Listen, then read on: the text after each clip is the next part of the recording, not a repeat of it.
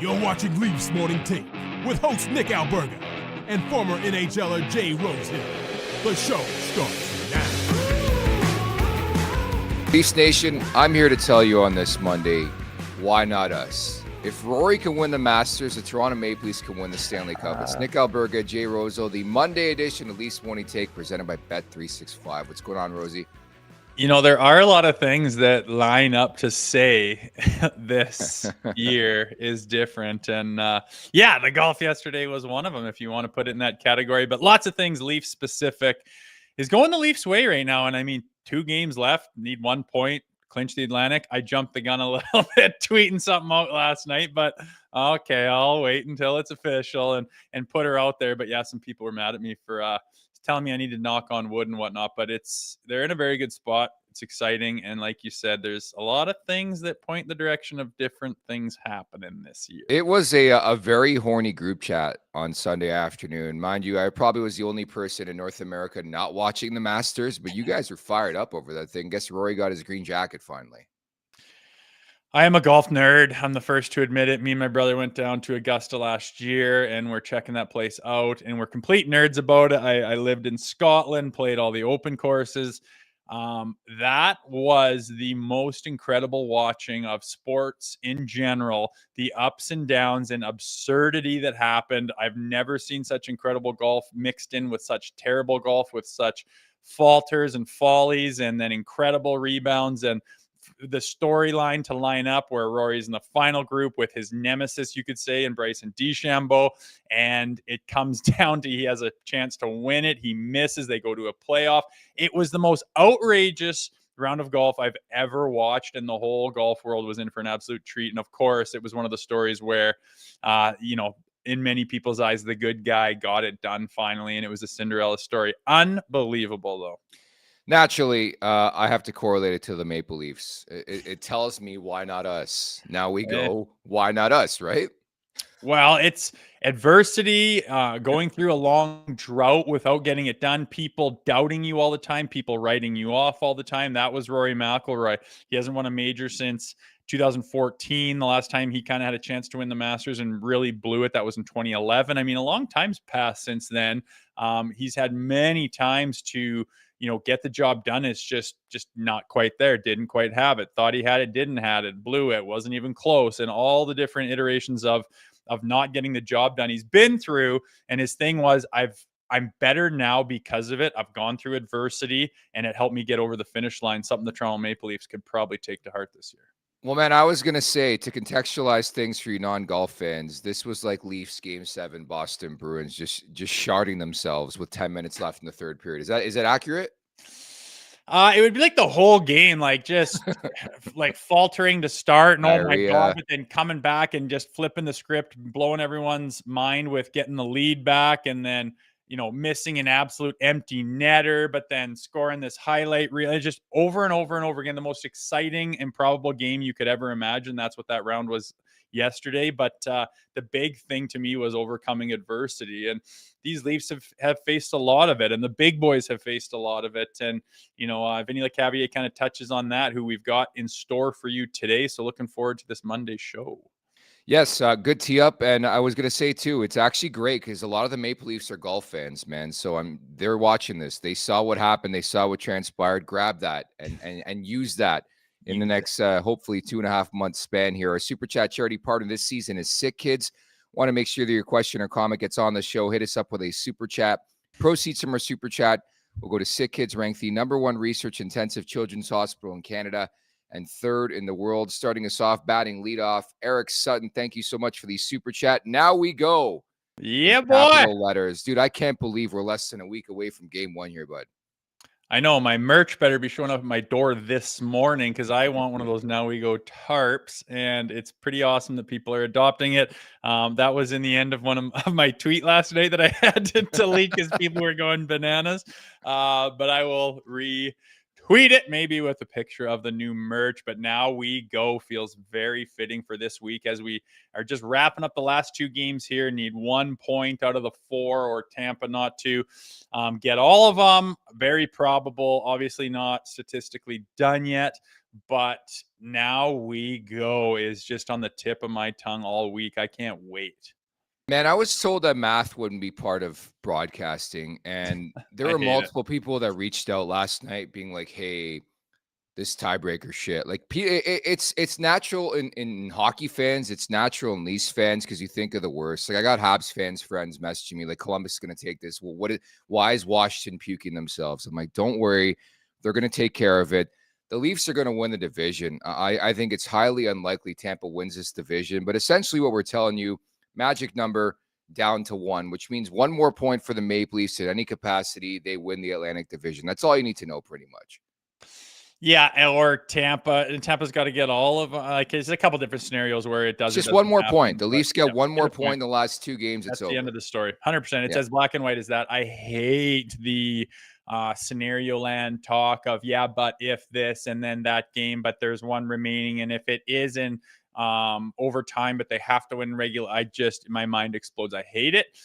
It's nice right now where it's get 1 out of a possible 4 against, and it's not like I thought this weekend was the big one, right? This is where they could flounder a little bit or not have their best. It's a Hockey Night Canada. It's their rivals with the Montreal Canadiens. You know, the Carolina Hurricane are a pretty damn good hockey team. And it's like, oh boy, that was the one hurdle that I thought maybe they could stutter step on. Cleaned house, defensive clinic, amazing. And now we got, the likes of Buffalo Sabres, Detroit Red Wings. I do not want them to take them lightly by any stretch, but a team like this, the way they're playing with all their pieces in place, you get a point there and the division's yours. It's pretty amazing the place they've set them up for. And I think in a lot of ways they're hitting their stride at the right time, which we have talked about endlessly throughout the whole season.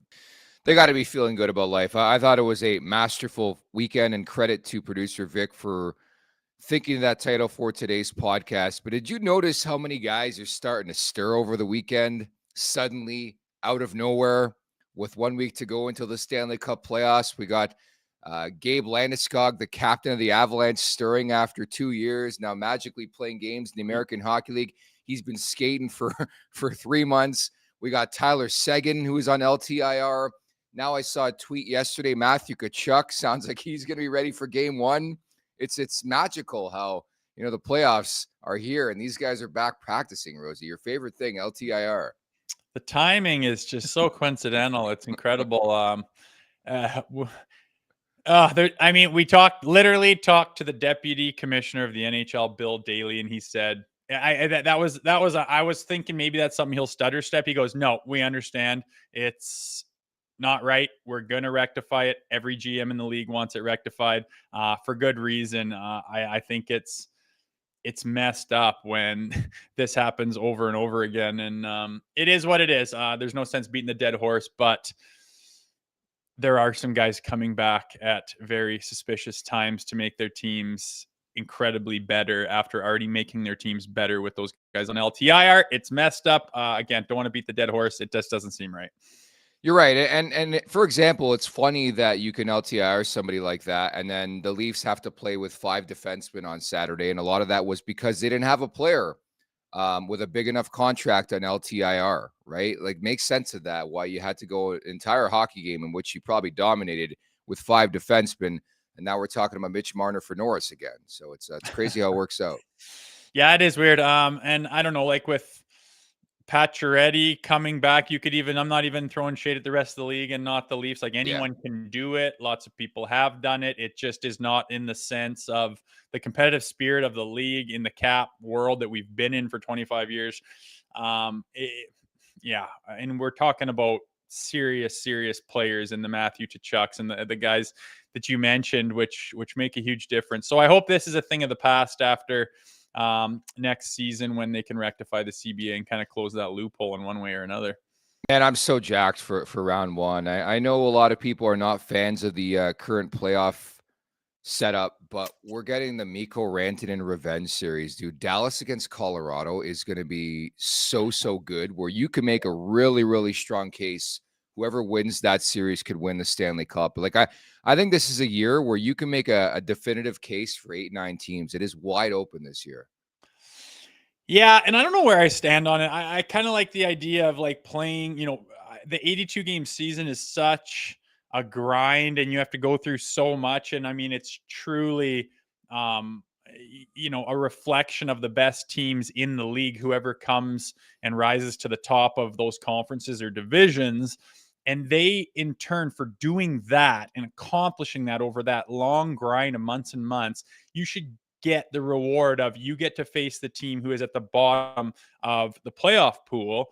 And you don't really get that now. But on the other hand, if you look at the Colorado Dallas, it's like, well, whether they meet in the Eastern Conference final or in the first round, it's kind of irrelevant. One of them will go home regardless. That's the whole point of the playoffs, is get down to 2 teams and have a winner. So it is cool, but it's just wild that you got to face that type of a formidable foe right off the get-go. It makes for great hockey.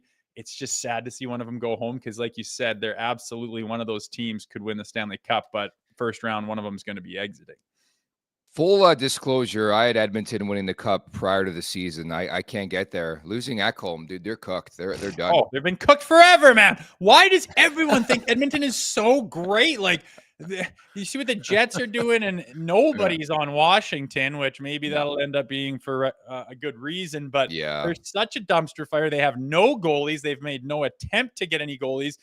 Their big boys are hurt, and you just expect them just to waltz in like last year. I'm not saying it was a fluke by any stretch, but it was a Cinderella story with Skinner playing the way he did down the stretch. I know he wasn't standing on his head the entire playoffs, but I just don't see, with all the hockey teams that are assembled right now, why people are still at this point. I mean, maybe that's fallen off, but throughout the whole season, so high on the Oilers. I like the Oilers, but my God, there's other teams that are way higher in the probability of winning the Cup than them this year, I thought. 4th consecutive year, it's going to be Edmonton, Los Angeles, and we talked about LTIR. A guy named Evander Kane's going to show up for the playoffs too for the Oilers. It's just amazing, man. The timing. Was he like trying to come back beforehand too? And they're like, no. Essentially, what I was told, I was told this, like, he was ready to go, and they're like, if you want to play for the Oilers, you're not playing in the regular season. Like, what a league, man. You're so right on this LTIR thing. I think it's hilarious that half the league shows up at game 1 of the playoffs magically, coincidentally. Yeah, it's whatever. Don't want to beat that dead horse. I'm pretty pleased with this weekend. A defensive showdown. Again, I was looking at the last 4 games going, okay, if we can get through that weekend of Montreal, Carolina, we'll be set up really good. And they are absolutely set up really good. I'm pretty stoked at where they are. I want them to finish the right way. It'll be interesting if they get, a point and lock up the division, what they'll do with their bodies and their resting, which I'm okay with. But I mean, all in all, they have finished the season on fire, and that's everything we've asked of them. We've said it in November. Yeah, that's great they're doing this, but like, you got to put the pieces together right before the playoffs and peak, and like talk to me at the end of April. And here we are, and they're doing as much as anyone could ever have asked, if you ask me. For sure. And of course, we talked earlier on about Now We Go and our new team slogan here as we enter the 2024-25 Stanley Cup playoffs. You can purchase your very own t-shirt right now over at nationgear.ca. That's nationgear.ca. Now We Go. 3 different colors. Go there right now, nationgear.ca, and pick up your fresh new playoff tee. We're going to wear these proud as we go into the Stanley Cup playoffs. And man, it really, really excites me. And maybe it's somebody who grew up on the Battle of Ontario, but very, very likely we know Ottawa's locked into that second wildcard spot or the first wildcard spot. And we know it's very likely it's going to be Leafs Sens first round. Let's go. Let's get after it, Rosey. I know. I'm thrilled about that. I do not think Ottawa is going to be a cakewalk by any stretch. They haven't beat them all season long. I mean, I think that their leader in Brady Tkachuk is one of the best leaders in the game right now. I've said multiple times I would build a franchise around him as one of my top 5 picks in the league to do such a thing. So they are no slouch, but I was just going to be livid if they had to face who is the Florida Panthers right now. And I'm aware that they're going to have to probably get through them or whoever beats them to get to where they need to go. But the first round, I'm thrilled to be facing Ottawa. It's something different. It's something exciting. Battle of Ontario. I think it's great for all the fans, and those buildings will be buzzing. I think we're suited better against the Senators than we are, say, the Panthers. And it was damn close that we were going to have to face them. And again, we talked about the playoff format. I don't really think it's right for a team that damn near wins the Atlantic or does everything the Leafs have done this year and then faces what I think is one of the best teams in the NHL as a reward for that. Well, what the hell are we even playing 82 games for if you don't get rewarded for going to war in those 82 games? So it's exciting. I'm all but calling the fact that, we're playing the Ottawa Senators. That's in my mind firmly, and very excited to get it going. It's not going to be easy. And but it would be devastating to lose to them as much as anybody. So a lot on the line here, and that is what the playoffs are all about. And here's hoping that Tampa and Florida just beat the hell out of each other in round one. Literally. Not to mention, I believe they're playing tomorrow too. Yeah. Which again, the more the merrier. Just keep playing each other, beat the hell out of each other. That's all you can ask for from the Leafs perspective. As mentioned, you talk about the Tampa Bay Lightning. You think Lightning. You think Vinny Lecavalier. We had a chance to spend a couple minutes with your former teammate in Philadelphia earlier today. He was a lot of fun, man.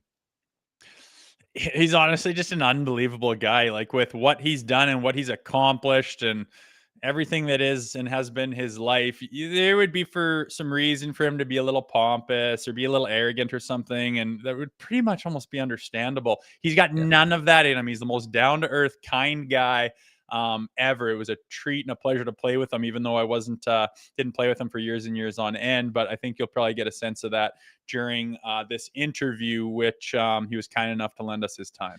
It was cool as well to go behind the scenes, turn back the clock to 2001. If you guys recall, depending on how long you've been Leafs fans, Vinny Lecavalier was almost traded to the Toronto Maple Leafs. And yes, we got in depth into that situation with Rick Dudley and company, a deal that never came to fruition, but we knew the names and everything. We asked Vinny about that coming up in about a half hour or so at the Leafs Nation 401 on YouTube. Hit that like button, hit that subscribe button. Leafs Morning Take, wherever you find your podcast. Make sure to leave us a 5-star review. Don't forget to visit the LeafsNation.com as well, and nationgear.ca for your Now We Go merch as we get set for the Stanley Cup playoffs. I know I had a couple questions in the chat about game one, when it's going to happen. It sounds like Sunday. No confirmation on that, but either Sunday or Monday, and Sunday looks like the likelihood for game one. So you're spending Easter weekend with the Toronto Maple Leafs in the playoffs, Rosey. I know. I don't know why I'm so surprised that, Good Friday and Easter Sunday and this holiday just totally rams into WrestleMania. The biggest day is WrestleMania also this weekend. This weekend. Yeah. Has that not happened before? I just can't really remember it running into Easter, which obviously I'm sure it's happened. They're right at the same time of the year. Odd to me, but I guess if you celebrate Easter, you can do that while being excited about the NHL playoffs. I think you can do both. Weekend recap. Here we go, Rosey. They clinched home ice in round one, so that's a baby step towards the ultimate goal of clinching the Atlantic Division. But as mentioned, magic number down to 1. But again, very positive weekend. It's sort of amazing that if you recall, maybe 2.5 weeks ago, the sky was falling. Producer Vic was swearing left and right on a viral clip on social media. And it's amazing how things work out. The last 10 games of the season, they rein things in. Defensively, the goaltending's been strong.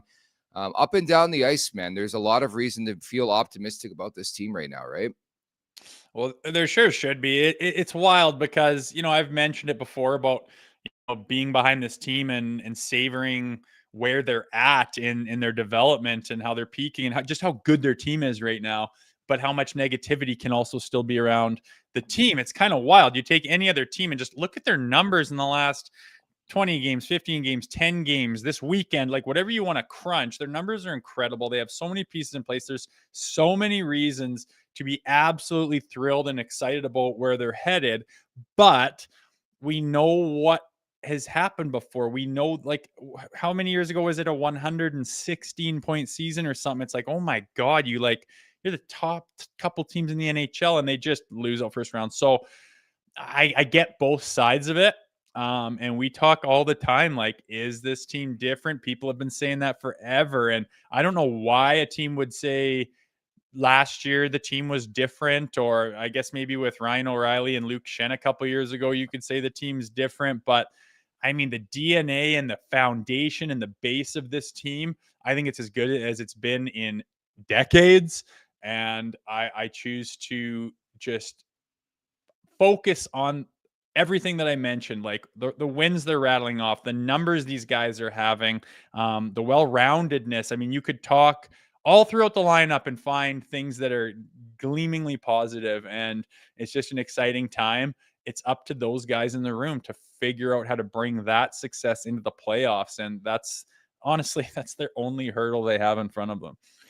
To me, it's a style of play. And this dates back to the game against Tampa, the block shots. They're clogging up the lanes, even against Montreal, even against Carolina. I know it was a tough start on Sunday in the first period at the very least, but they trudged through in the back-to-back. But that was the bigger story for me, is the defensive job they did this week, and the attention to detail, man, where it's like you're clogging up the zone, blocking shots, the emphasis on getting in front of the puck regardless of who you are. I like that quite a bit. Yeah, I do too. And, you talked about those games, those positive ones. The one that wasn't in, I don't know, the last 15 games was that Florida game. It's like their nemesis. And what happened there? Well, Florida played like it's not even like this mystery or this crazy thing that no one can put their finger on. They work their absolute bags off and they forecheck like crazy, and they are relentless. And it's why, like, what's the point of doing that? Why is that important in hockey? Well, when a team's doing that against you, your time and your space is gone. It makes you panic. It makes you second guess yourself. It makes you make dough-headed plays where you just fire it and you don't really think or look or have a second. And it just causes breakdowns and turnovers and turmoil and panic.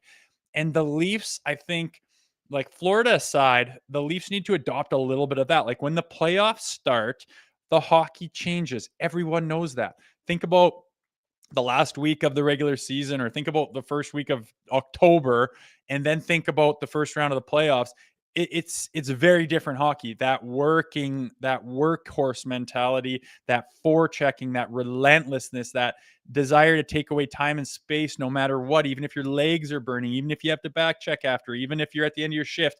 That's what these guys need to adopt. And when the going gets tough, they need to get even tougher. And I think that's the hurdle that they haven't crossed. Sometimes they look, wide-eyed when the game gets tough and the teams are doing that to them. And instead of being like, I hope that we can out chance them and out skill them and out talent them, no one does that in the playoffs. And I just hope that they can wrap their head around, playing playoff style hockey when the playoffs start. And it's something they've obviously struggled with in the past, but they have way too many pieces in place for them not to understand what needs to be done here in the end of April. Yeah, and the other thing is, like, the offense, there's still, you watch them play this style, you still wonder where it's going to come from, how it's going to come, the power play, and granted, Carolina's PK is the top PK in the league. They did a job on the Leafs yesterday, and ultimately, like, that's going to be the biggest wonder. We think the crease is solidified defensively. They're much better. Where's the offense going to come from? How's it going to come? Power play, 5-on-5. Is the PK going to chip in from time to time? Those are understandable questions going into the playoffs, but you can't question the crease right now. I think both guys are rounding into form at the correct time. Anthony Stolar's been the last 7 starts, 7-0-0, 1.56, 9.4, 2 shutouts. It doesn't get much better than that, does it? Yeah, serious. Being defensively sound is not something that this team in the past has really been all that known for. They've seemed to almost try to outscore their problems. And I mean, that's another big reason why you could say this team looks different. I mean, from the goaltenders to the defense to the commitment from the forwards, and playing a style that doesn't, lend to odd man rushes and defensive breakdowns is huge. And a lot of the success that they've had is because of that. Again, you look at that weekend before we went into it going, does the hockey that the Montreal Canadiens are playing, the fact that, it's their rivals. You mentioned like shut down PK and good defensively with Carolina Hurricanes. Like it could have been a stutter step for the Leafs. And instead, they put on a defensive showdown or shut down themselves, allow one goal the entire weekend. And both of their goaltenders, even though on Saturday, I don't think they had a ton of shots. And I mean, again, that's due to defensive shutdown, but you just go through the roster, go through whatever you want. Things are all in place and look really healthy this weekend. Again, you just have to find ways to score when the other team is doing exactly that to you. And that is up to the big boys that we talk about every day. We're on milestone watch right now. Matthews 1 goal away from 400. Tavares 2 goals from 40. Marner 1 point from 100. Point number 99 on Sunday afternoon/night in Carolina. How about that? Yeah, pretty cool. Are they going to clear the benches? Are we going to see the whole Ovechkin thing for Marner when he gets .100? We've been building towards this for years. Yeah, they're gonna shut it down. Imagine roll ceremony. up the carpet and his girlfriend or wife's gonna come out and he's gonna. Oh my god. Yeah, no, he's gonna. I mean, fuck, it would be a anomaly if he didn't get to 100. What's the difference between 101 points and 99 points? Nothing. In my mind, Austin Matthews 400 in your career. Like, again, it's just a round number. Like, I don't really care. I already know he's scored a million goals. To me, the thing that stands out is John Tavares having, he could get like throw him an empty netter and have him score in one of the last couple of games, and you got a 40 goal scorer at looking the middle of 30. Unbelievable. That's what stands out to me. He's just scoring like a maniac, and everyone thought he would be damn near a liability at this point. And the only caveat is he's turned his $4 million contract into like an $9 million guy is what a 40 goal scorer gets you. So that might come into play after the playoffs. Not worried about it right now. These guys are buzzing, and there's lots of guys and their little numbers that everyone's looking at right now show you how good these guys can be. So I'm at the game on Saturday. Leafs outshoot Montreal 35-15. I get in the scrum after the game. Mitch Marner wins it in OT, but all the questions about Mitch Marner playing defense. I think he had 2 shifts, but a team high 26-29 in that game. And an old conversation back in this market just won't go away. Just give him a Norris one day, man. That was last year. They're like genuinely last couple years. Yeah, wild, whatever. I mean, yeah, he's just a smart hockey player. He knows how plays develop. His hockey IQ is very high, and he understands how plays develop. And it's funny, and he skates really well. Like it blows my mind sometimes how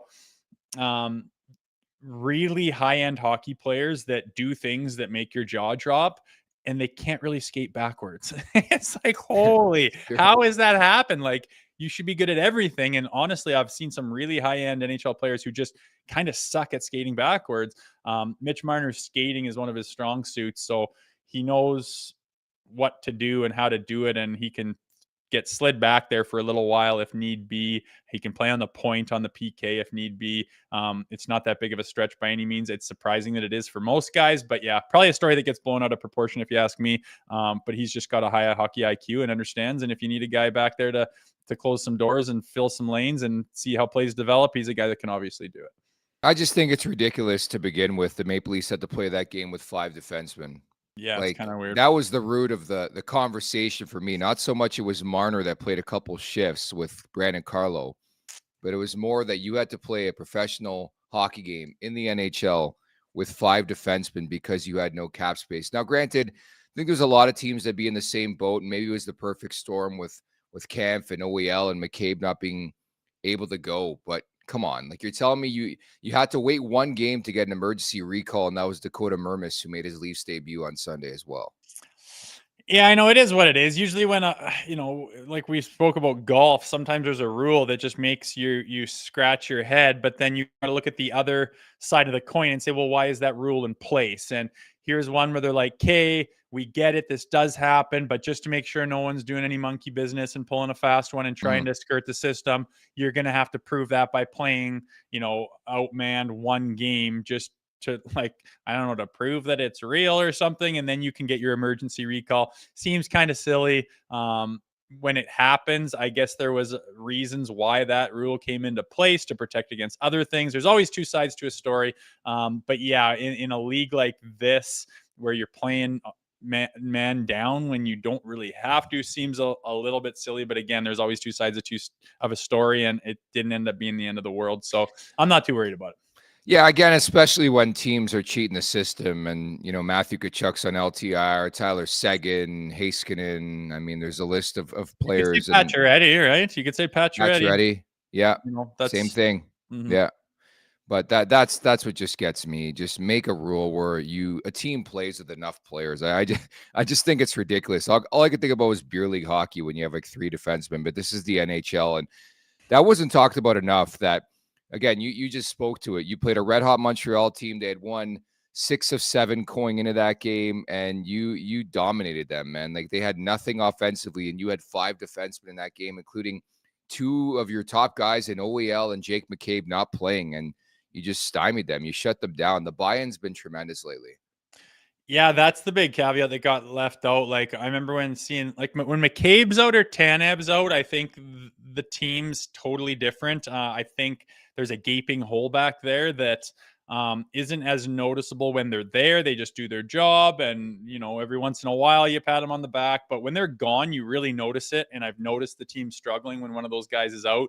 And then you take OEL, who been playing, just fills a massive role in this back end as well. He's gone too. My eyebrows were up going, oh God, here we go. Right. Like, just more reason for them to have some kind of a weird stutter step or falter in an ugly way and put themselves in a bad position and, start to be threatened to lose the Atlantic and be threatened to play Florida in the first round.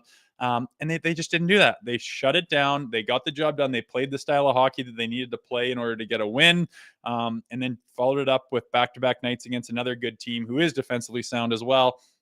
Got the job done there as well. So, the numbers, whether you want to attribute that to the goaltending or to the defensive unit or to the buy-in from the forwards or just the team in general, or you want to credit Craig Berube, it doesn't really matter. They're playing the right kind of hockey that needs to be played. And it just keeps coming down to what we talk about every, September in training camp. It's like, yeah, this is all great, but what always stymies them is scoring the goal that they need to score in the playoffs. Like, they can get the saves and they can shut it down and they can play that 1-1 hockey game into the third period.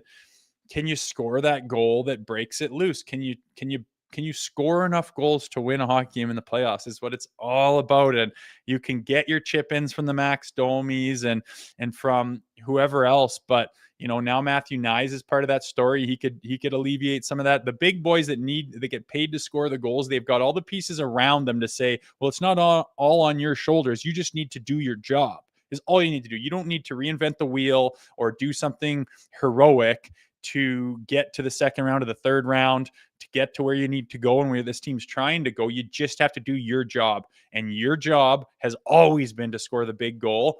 That's all that's left. That's it. That's what's dropped them before in the past. That's what's caused all the heartache.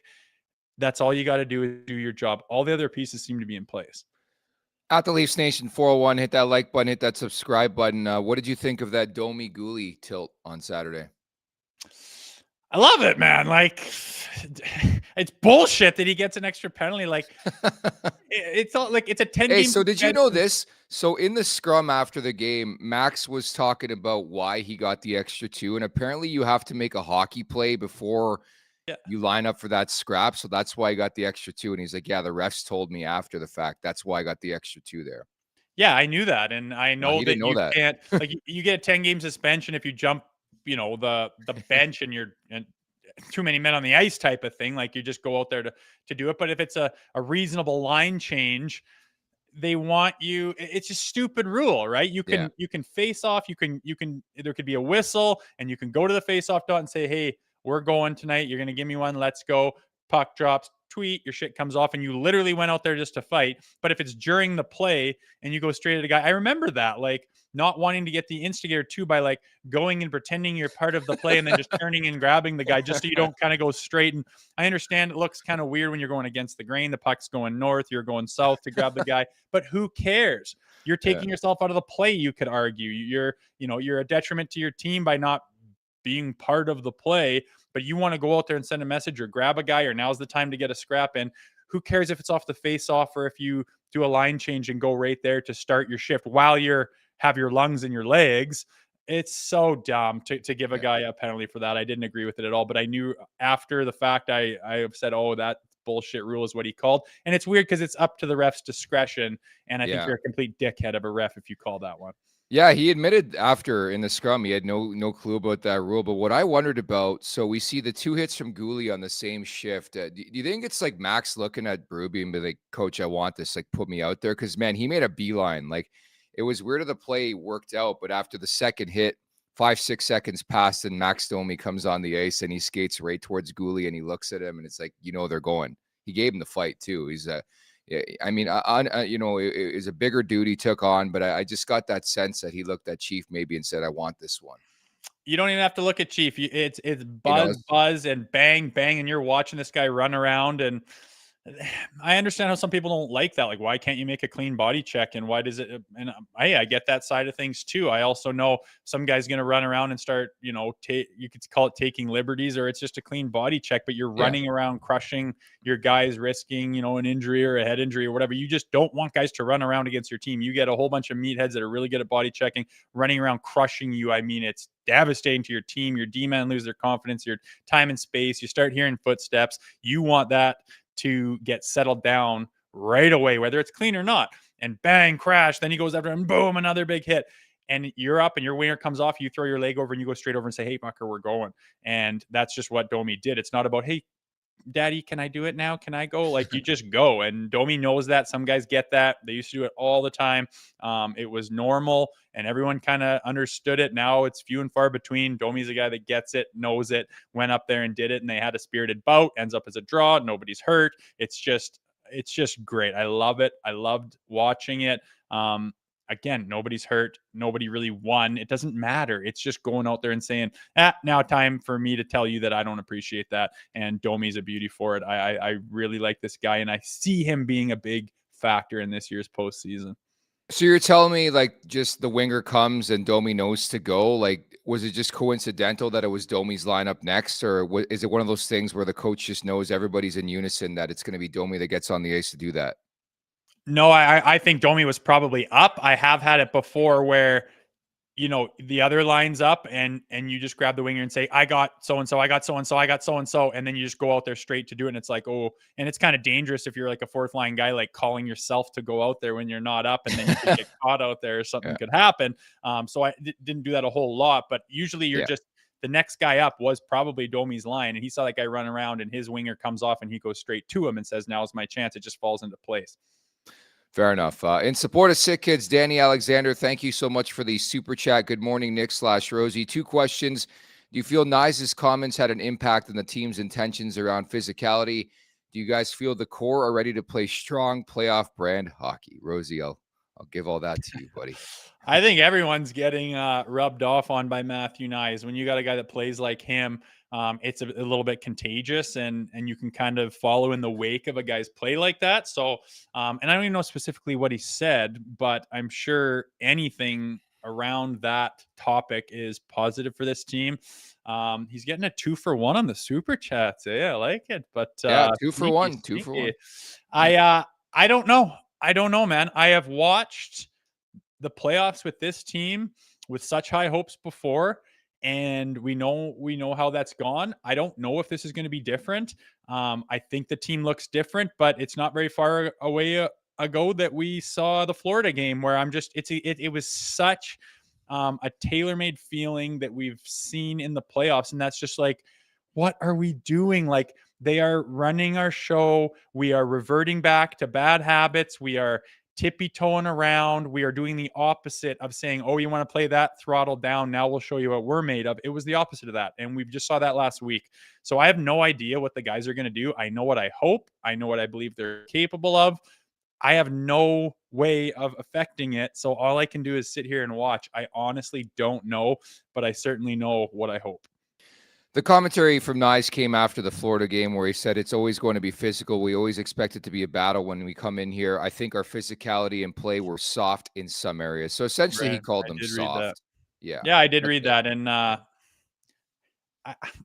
doubt 3/4 of the team even heard that. You think they run to the friggin' internet and look up the quotes of the guys after the team? No, but I think that sentiment was probably brought up in the post game. In the post-game speech from Chief or whoever's talking. I'm sure that was kind of a theme around the video the next morning. And if it wasn't, I think that because that's why Matt Nyes said that is because it was on the tip of everyone's tongue. It was the theme of the game. And everyone should know that regardless if Matthew Nyes brings it up or not. Fair enough. It's time now for the crispy hot take of the day presented by the Ninja Crispy 4-in-1 portable glass air fryer. Meet the first of its kind, the Ninja Crispy Portable Cooking System. The power of a full-sized air fryer in the palm of your hand. So you can cook big or small batches. Just prep it, crisp it, serve it, and store it all in one. It is an all-in-one system and includes 4-quart, 6-cup Tupperware glass containers and 2 storage lids. The Ninja Crispy is thermal shock resistant and can go from frozen to crispy in minutes. With the Crispy Power Pod, you get the power of a full-sized air fryer in the palm of your hands. The 4-quart container fits 4 pounds of chicken or veggies. Cook a personal-sized meal in 7 minutes in the 6-cup container. Max Crisp, bake, air fry, and re-crisp with the Ninja Crispy. You can prep, cook, and store anything from crispy favorites to one-dish meals. Visit their website in the link in the show description and stay tuned for your chance to win a free Ninja Crispy, Rosey. I like how it's one pot right there and you can just fry it up right and then it's ready to rock. The one I have is a piece of crap. It's got 2 tiny little drawers like you're some single man cooking for one. It's useless. We hardly use it. I want one of those. I am going to inquire about getting one. I'm a single man cooking for himself. I'll give you my air fryer and I'll take a Crispy Ninja. No, I'll take a Crispy Ninja as well, please. So here's producer Vic's hot take on this Monday. The defense they played this weekend proves once and for all that this Leafs team is different. Oh, I don't think it proves once and for all anything, but it absolutely is what it is. What Vic is saying, like, wow, look at the defensive, mark they just put on this weekend, and it's fantastic. And I do believe that this team is different. I mean, it's almost like the proof's in the pudding. You can see that they're different. Whether that lends to getting it done in the playoffs or not, I don't know. It's yet to be seen. So yeah, I agree. This team is different. You can see it just on paper or just with their roster construction or with their results. Defensively, they're better. There's so many things you could check off. This team is different. I think let's stop wondering if this team is different. They are different. It's done, stamped, signed, sealed, and delivered. This team is different. Does that mean they'll get over the hump in the playoffs? Again, we just mentioned it. Are you going to score the big goals? Are your big players going to be your best players? That's the last caveat that they need in the playoffs, is for their big boys to be absolutely studs, playing at the best of their ability. I think they can beat anyone if that is the case. We just have never seen it in the playoffs. Bingo. I think this team is much better defensively and much better strategically and set up to play in the Stanley Cup playoffs. It's gonna be about the offense. Like, that's what we're really gonna find out, if they can push through, like, say, a Saturday where they grossly outplay the opponent, but Jakub Dobiš is standing on his head and they score again in 3-on-3 OT. So, like, there's always that caveat. And I think until we get that clarity that we have the Matthews game, we have a Nylander game, we have a Marner game where these guys push through, and that's why, honestly, we'll talk about it throughout the week. But game 1 set that tone for the entire series, man.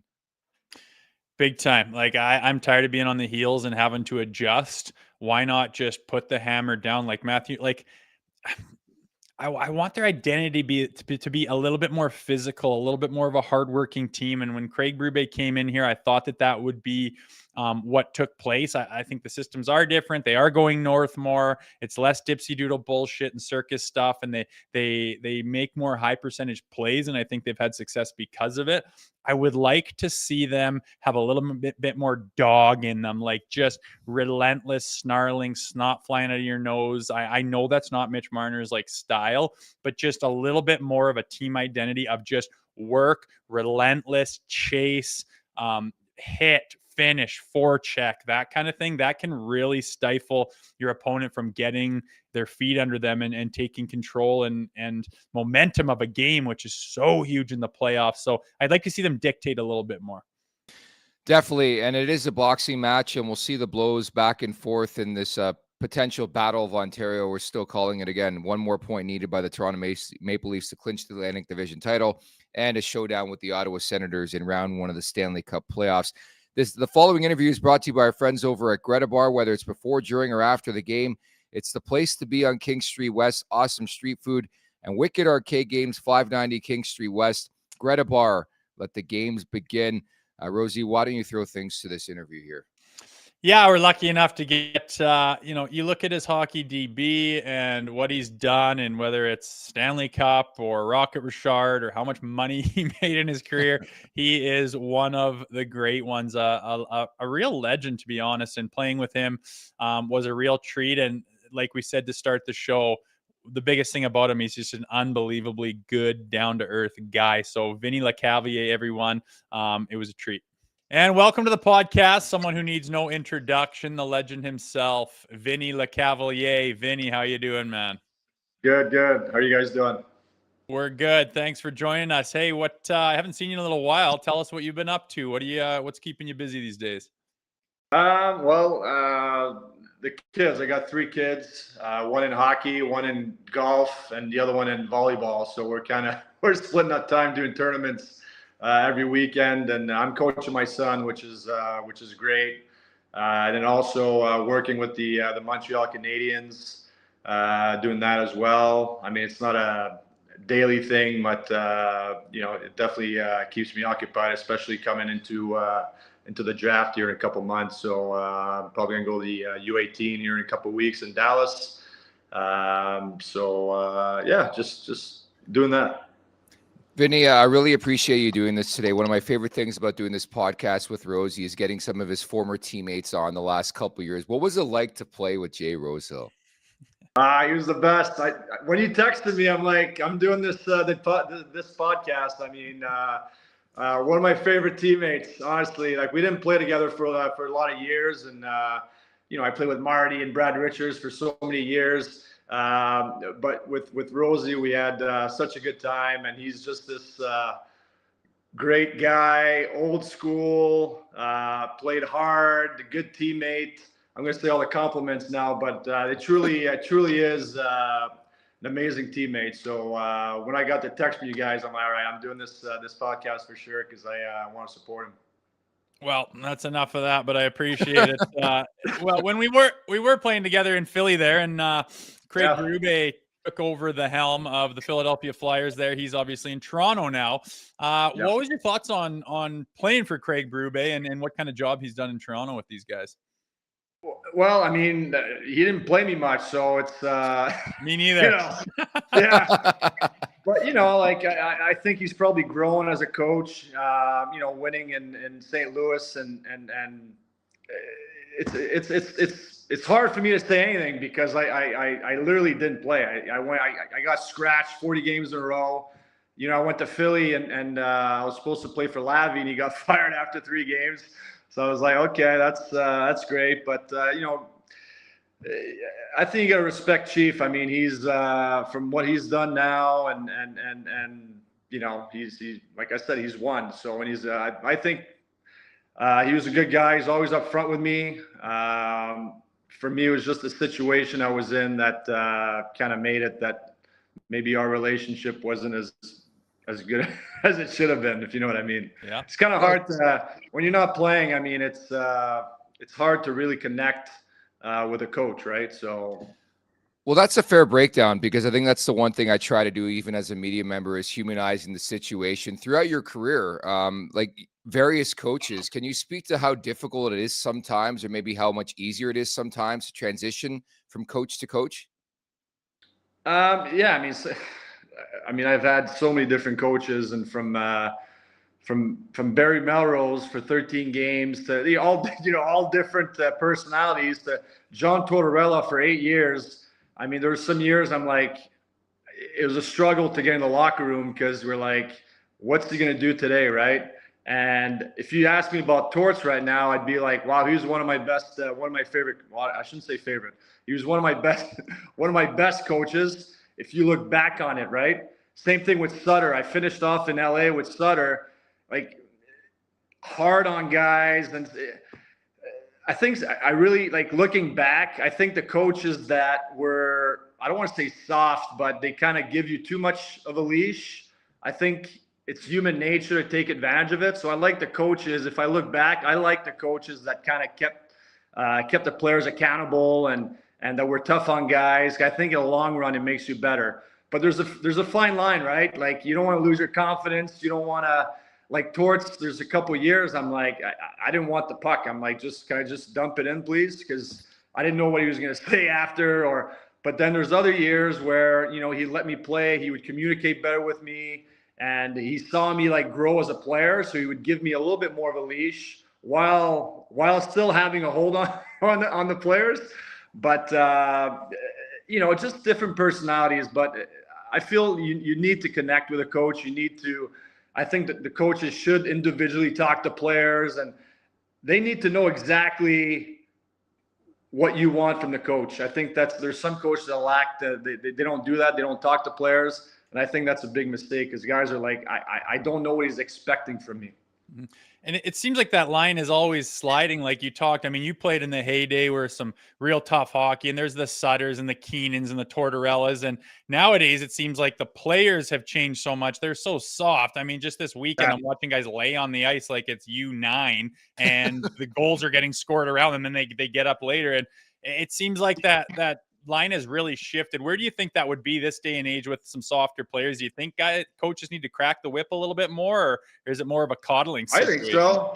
If you ask my team, like I'm gonna go to youth hockey. Like I can be like very firm and tough on the kids if I haven't gone off the bench.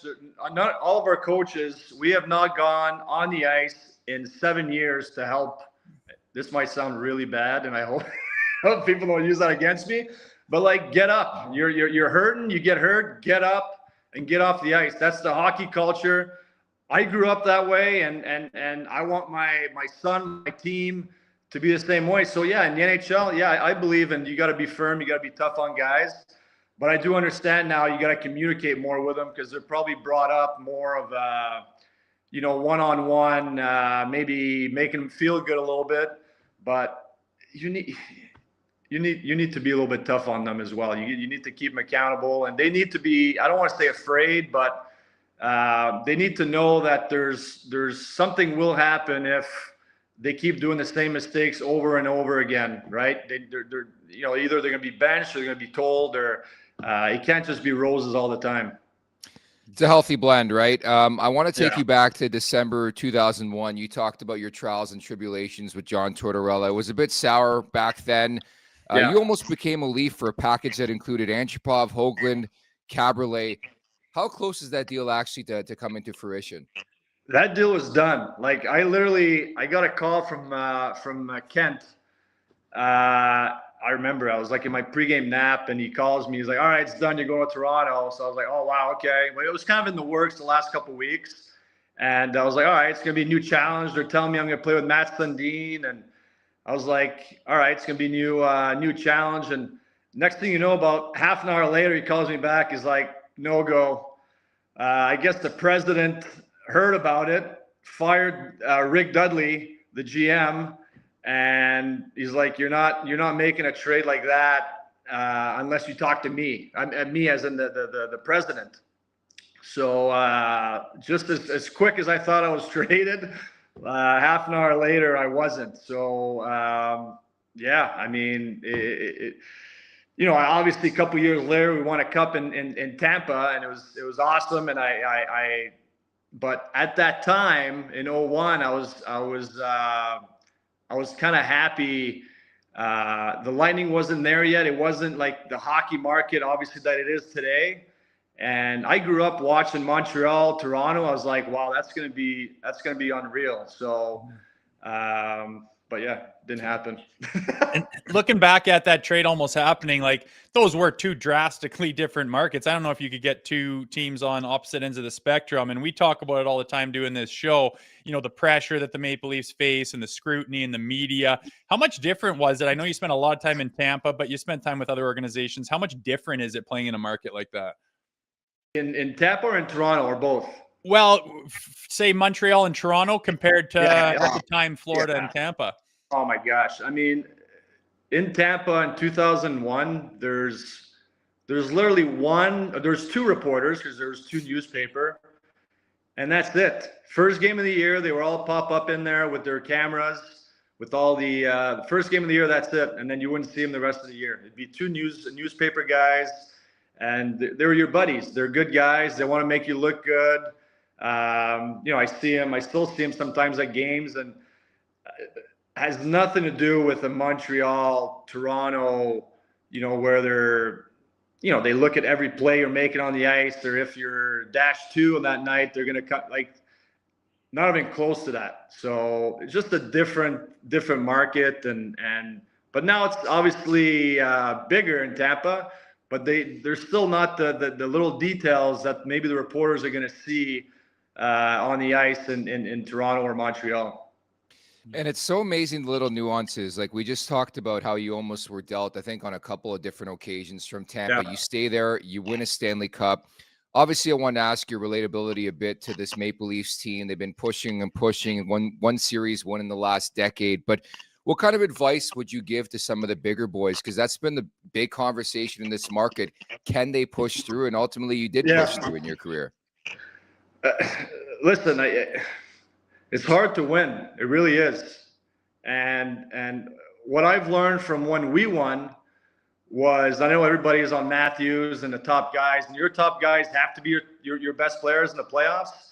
Yeah. But I guarantee you, out of the 4 rounds, Matthews isn't going to be hot for the 4 rounds, right? So there needs to be guys that step it up when he's not scoring. There you have it, Vinny Lecavalier. Our apologies. The conclusion of the interview cut away by a phone call that was received. Never fails. Actually, when you go back to the first season of our podcast, we had some technical troubles. I was listening to a Masters podcast today, one of the biggest golf ones in the world, and their mics kept dropping out of the bottom, like the cord, and it like 4, 5, 6 times. I was like, this is incredible. It makes us look good. Life in showbiz, man. It is what it is. We got 12 really strong minutes out of Vinny Lecavalier, so very, very thankful for his time. And again, pulling back the cover on a potential trade of the Toronto Maple Leafs, man. I thought it was cool to hear from him. I don't think he's ever talked about it.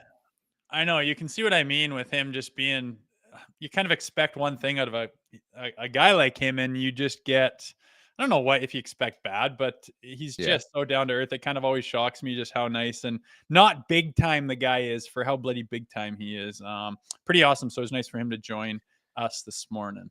X though writes in, what year did Leafs Morning Take talk or Leafs Morning Talk start? Wow, I couldn't even get that out. This is our 3rd season. So what does that make it? 2022, I think. No, 2022.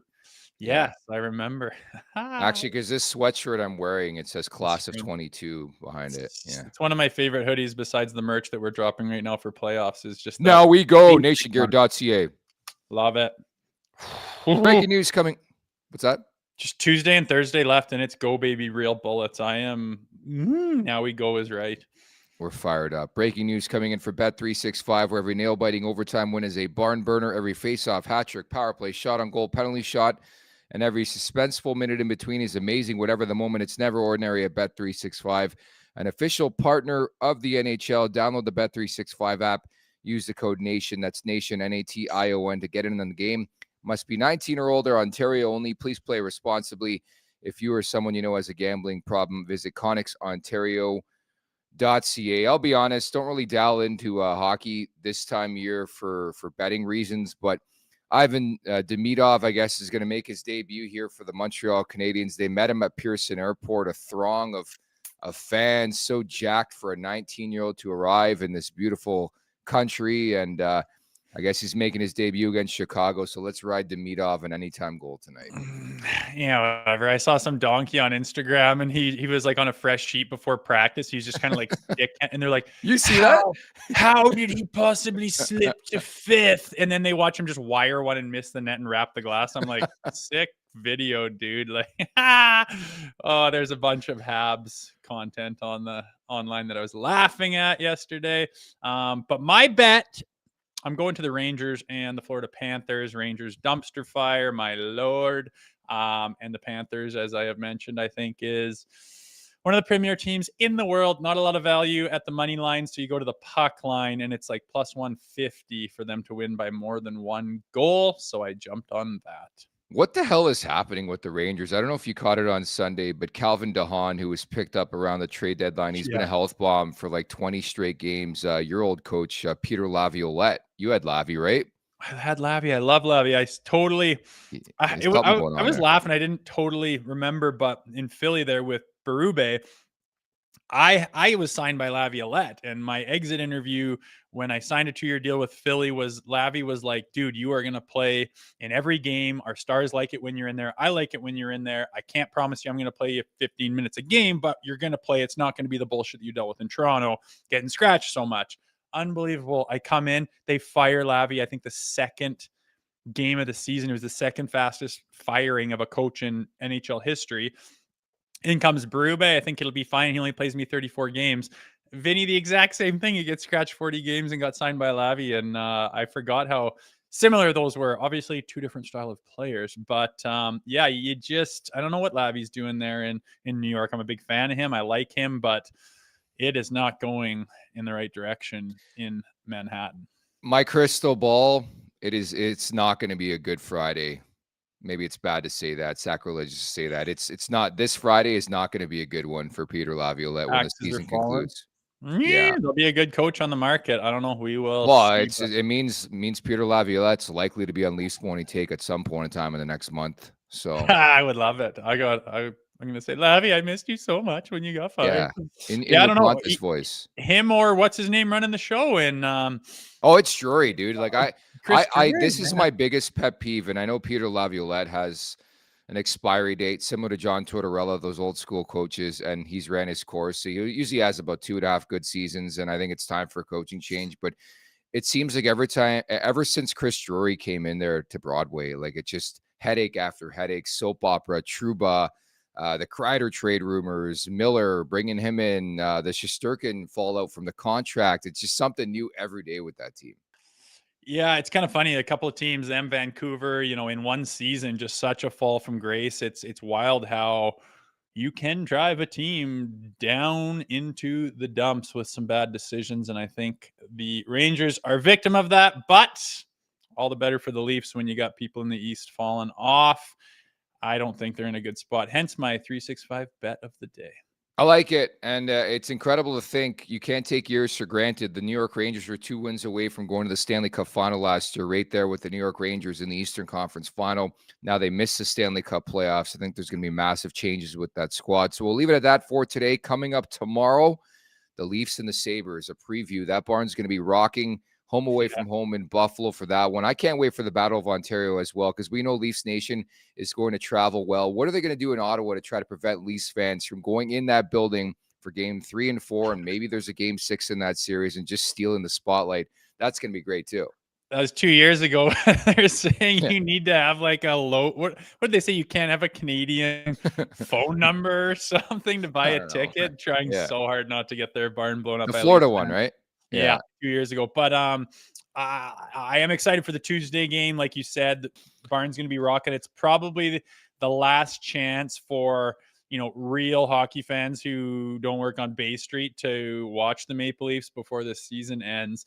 And I imagine it'll be buzzing pretty heavy, which I think will help out the old Maple Leafs. So a couple things. Thank you to Vinny Lecavalier. I want to encourage everybody as well to go check out Oilers Nation every day later on with Tyler Yaremchuk, where Mark Messier is going to be a guest on that podcast today. So make sure you check that out.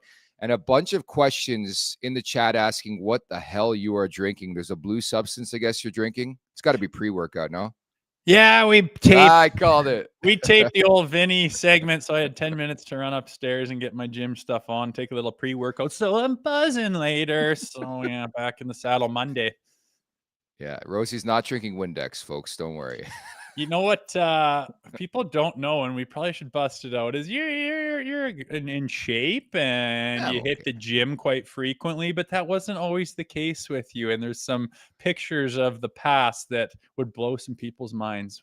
Isn't that? Yeah, I was a pretty big boy, man. I was big tuna. Yeah, I was pushing 3 bills. It was yeah. We should have a show like we'll have a show dedicated to our past where we'll just talk about what we look like. I have your picture from 2013 behind me. So maybe we'll do that for me one day. It's the best is Shenner though. I mean, he's he has always battled the bulge to an extent growing up, and even to this day, like if he's on the road and has dessert at the restaurant, he's there early in the morning just cranking calories on the bike. But there is a pretty famous picture of him when he's, I don't know, maybe 10, and he's a tank and he's got the turkey tits going, and it's quite hilarious. His wife loves sending that to people. Oh, it's so good. So good. So we'll do that down the road. But of course, this is a big week for us as we get set for the Stanley Cup playoffs. David Amber of Sportsnet's going to drop by tomorrow. So we're going to talk Leaf Sabres. Look ahead to the potential round one showdown here with the Ottawa Senators, the Battle of Ontario. I can't wait. Most exciting time of year to be a sports fan in general, never mind a hockey fan and a Maple Leafs fan, because we feel optimistic about this team. So again, thank you to Vinny Lecavalier. Thank you to everybody in the chat at the Leafs Nation 401. Hit that like button, hit that subscribe button. Leafs Morning Take, wherever you find your podcast, make sure to leave us a 5-star review. Don't forget as well to check out the LeafsNation.com, nationgear.ca, nationgear.ca if you want to buy a Now We Go playoff t-shirt to support the brand, support the cause. Please do so. Thank you to producer Vic. For Jay Rosehill, I'm Nick Alberga. We'll talk tomorrow. Take care. Now we go.